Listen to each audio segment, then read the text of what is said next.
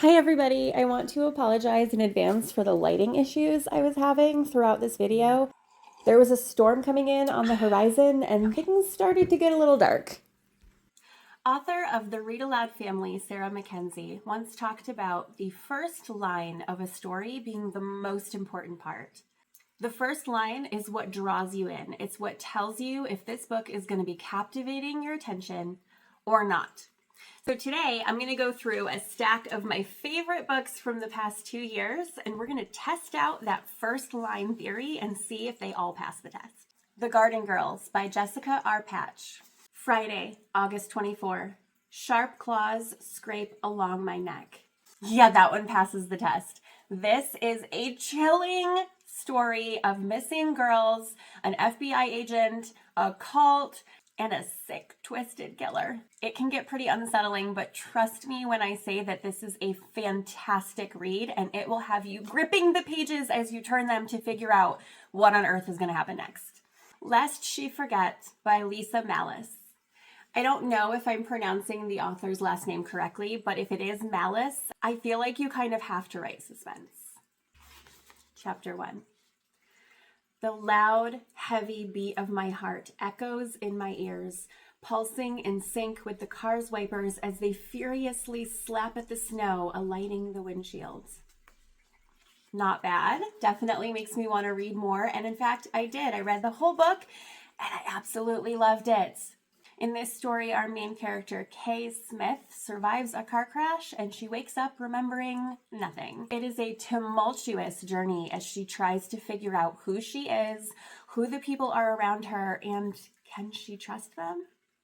It's emotional, it's dramatic, it's suspenseful, and you're going to want to read it. Girl on Trial by Kathleen Fine. This one has a prologue, so I'm going to read you the first line of the prologue, and then we're going to jump to chapter 1, and I'll read you that first line as well, and you can tell me in the comments which one you liked better.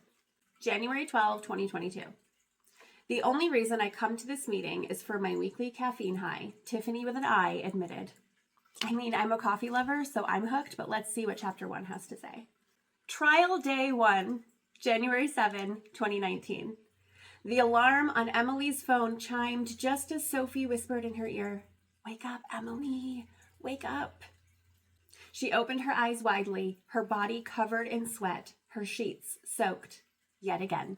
Stole my heart, broke my heart, shattered it into 1,000 pieces, and then picked it back up again and tried to put it together. Main character Emily is 16 years old, and she is on trial for a crime that we, the readers, are not even sure she committed. She's being accused of killing a family of 4, and you fall in love with her, and the whole time you're reading, you are begging and pleading with it to not be true. But is it? The Book of Gothel by Mary McMine. This is one of my all-time favorite books ever. It is a retelling of the story of Rapunzel, but it's about Mother Gothel, and it's about her journey and how she became Mother Gothel. I'm actually going to read more than just the first sentence because I love the way this book starts, so bear with me. Here we go. What a boon it is to have a mother who loves you. A mother who comes to life when you walk in the room, who tells stories at bedtime, who teaches you the names of plants that grow wild in the wood. But is it possible for a mother to love too much? For love to take over her heart like a weed does a garden? To spread its roots and proliferate until nothing else grows? My mother was watchful in the extreme. This book is so dark and emotional and passionate, and it makes you think, and it makes you wonder, and it makes you question everything you thought you knew, and I love it. I might read it again. I'm going to go read it again.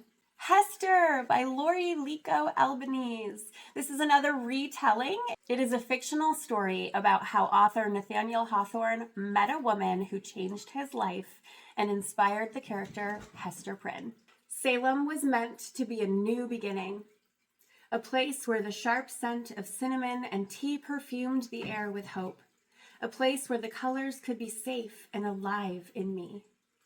Oh, knowing what this book is about, I love that the first sentence is already mentioning the colors coming alive. And that's all I'm going to say because you're going to have to read it. But let me tell you that this book is full of magic and wonder and mystery and lots of tragedy. Weyward by Emily Hart. Oh my goodness. This book is probably another favorite of all time.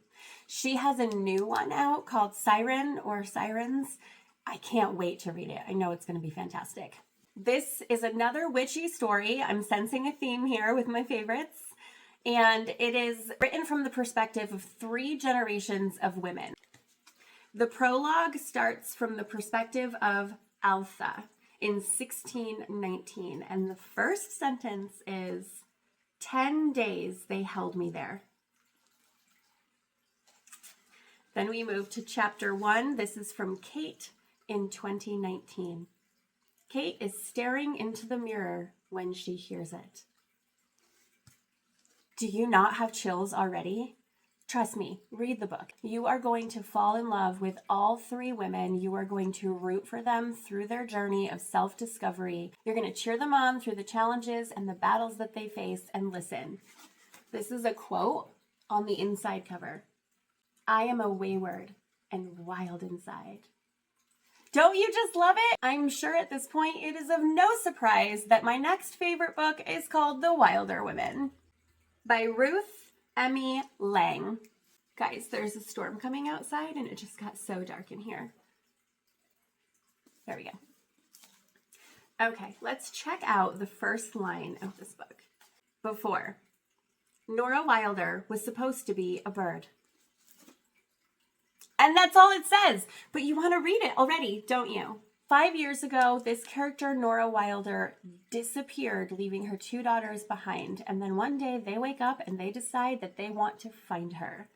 And there's all of these kind of witchy woo-woo ways that are leading them closer to her. And they're following this kind of supernatural trail. They meet some really interesting characters along the way. And quite honestly, they meet themselves. Because when you're on a journey like that, you have to look inward and you have to find your strength and your grit and you have to come to terms with who you really are. And let me tell you, they do. Speaking of birds, next up we have The Other Birds by Sarah Addison Allen. Chapter 1. The empty wicker birdcage beside her began to rattle impatiently. Oh, it's chilling already. This is another book of magic and mystery and supernatural suspense, and I absolutely love it. There are a lot of characters in this book, and it is so easy to fall in love with and suspect many of them. And if you read this book, I am so curious to hear what you think because there's a lot of twists, there's a lot of things that are unexpected, and there are some things that you might catch if you're really paying attention. So if you end up reading this book, find me and let me know what you think.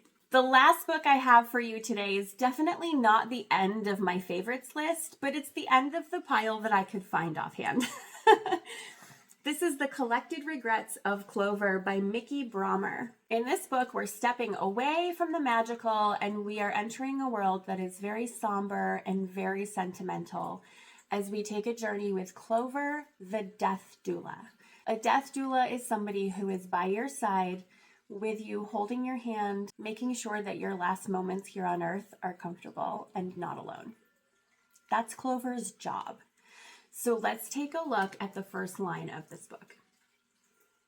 The first time I watched someone die, I was 5. Okay, that's my favorite book stack.